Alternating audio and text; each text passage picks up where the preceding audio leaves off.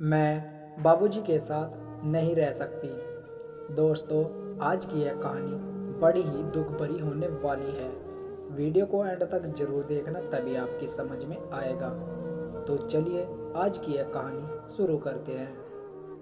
सासू माँ और ससुर जी अकेले गांव में रहते थे। उन्होंने कभी भी शहर आने की कोशिश नहीं की और ना ही हमने कभी उनको आने के लिए जोर दिया। हाँ, मेरे पति कभी कभी गांव चले जाते थे, अपने बाबूजी से मिलकर आ जाते थे। मैं तो वो भी नहीं जाती थी, क्योंकि मुझे गांव जाना पसंद नहीं था।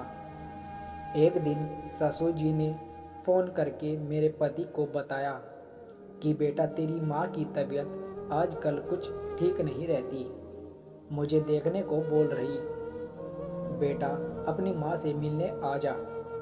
मेरे पति ने ऑफिस का बहाना बना टाल दिया और एक हफ्ते के बाद फिर फ़ोन आया कि सासू माँ का देहांत हो गया।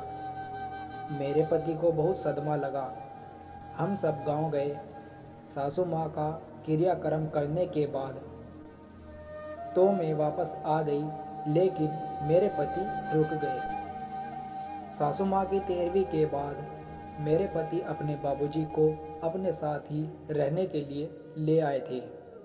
मैंने सोचा महीने 2 महीने में बाबूजी वापस गांव चले जाएंगे, इसलिए मैंने कुछ नहीं कहा।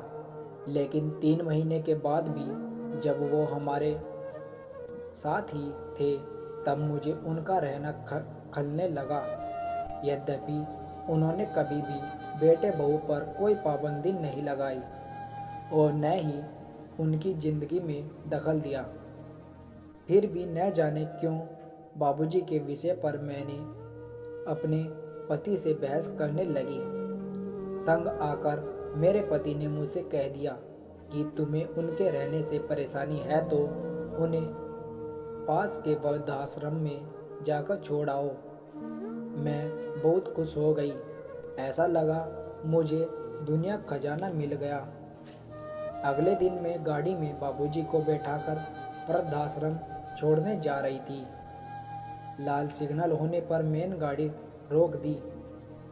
मैंने देखा कि एक वृद्ध महिला सड़क पार करने के लिए अपना पैर आगे बढ़ाती, फिर डर से पीछे हो जाती। तभी मैंने देखा कि 15-16 वर्ष के एक लड़के ने अपनी साइकिल को साइड किया और आती जाती गाड़ियों को रोककर उस महिला को सड़क पार करा रहा है। उस वक्त मेरे मन में विचार आया, बाबूजी के साथ भी तो ऐसी ही परेशानी आएगी। मेरा बुढ़ापा आने पर अगर मेरा बेटा भी मुझे ऐसे ही मुझे छोड़ दिया तो सोचकर ही मैंने सिगड़ गई। नहीं नहीं, मैं इन्हें कहीं नहीं जाने दूंगी, ये हमेशा हमारे साथ ही रहेंगे। मैंने गाड़ी के शीशे में देखा, बाबूजी रुमाल से अपनी आंखों को पोंछ रहे थे। मुझे खुद से शर्म आ रही थी। ये मैं क्या करने चली थी।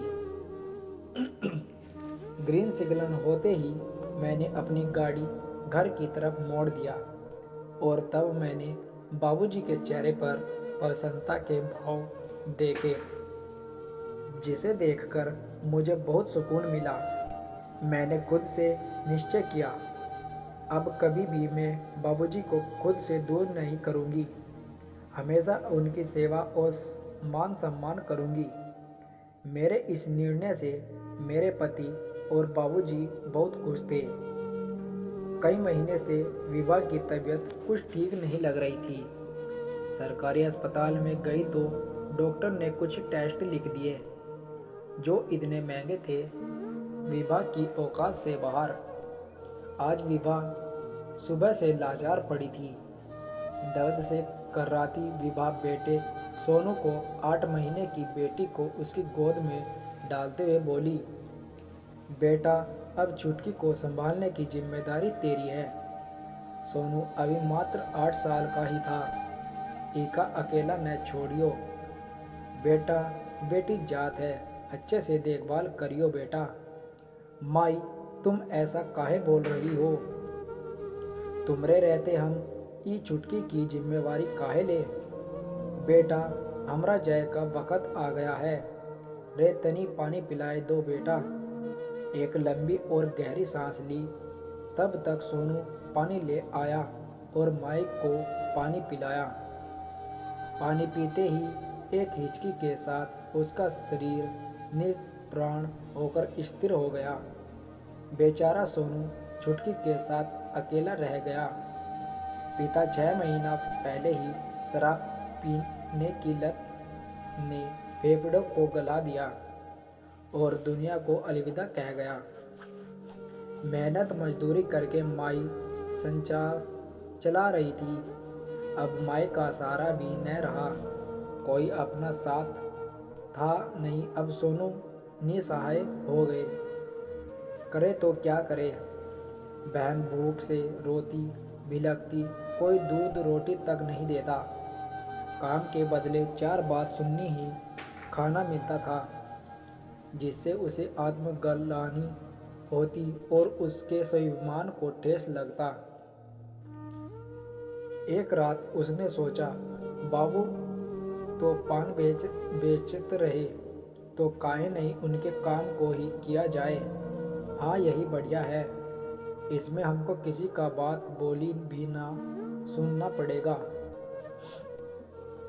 किसी को काम मांगने की मिन्नत भी न करना होगा, ना ही हमको आत्मग्लानि होगी। हाँ, यही ठीक है।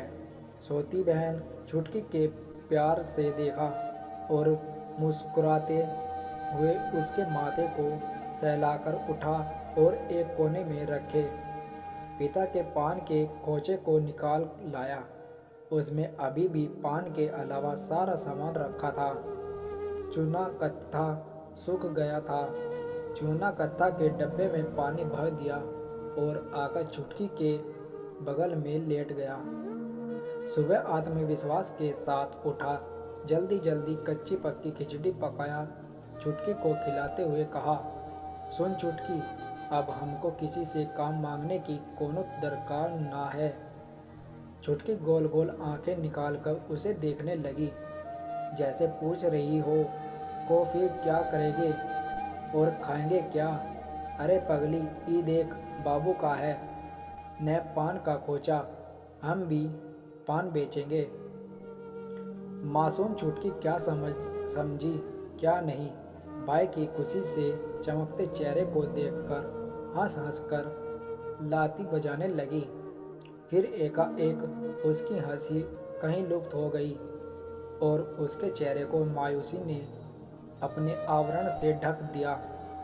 तू तनिक भी चिंता ना कर, तुझे अकेले ना ही छोड़ेंगे, संग लिए चलेंगे। उसकी टूडी हिलाकर सोनू ने कहा, अभी तू तनिक बैठ, हम पान लाए के आते हैं। सोनू छुटकी को अपने पीठ पर गमछे से बांधकर पान का खोचा लिए स्टेशन की तरफ चल पड़ा पान बेचने। आत्मविश्वास से उसका चेहरा दमक रहा था। लोग उसकी हिम्मत, बहादुरी और जज्बे को सलाम और शाबाशी दे रहे थे। सोनू बहन को 1 मिनट अकेले नहीं छोड़ता, पूरी जिम्मेदारी से बहन को संभाल रहा था। तो दोस्तों, आज की यह कहानी आपको कैसी लगी हमें कमेंट करके ज़रूर बताएं और प्लीज़ अगर आप हमारे चैनल पर नए हैं तो प्लीज़ हमारे चैनल को सब्सक्राइब कर दीजिए और बेल आइकन को भी दबा दीजिए। तो मिलते हैं आपको किसी नेक्स्ट वीडियो में, तब तक के लिए धन्यवाद।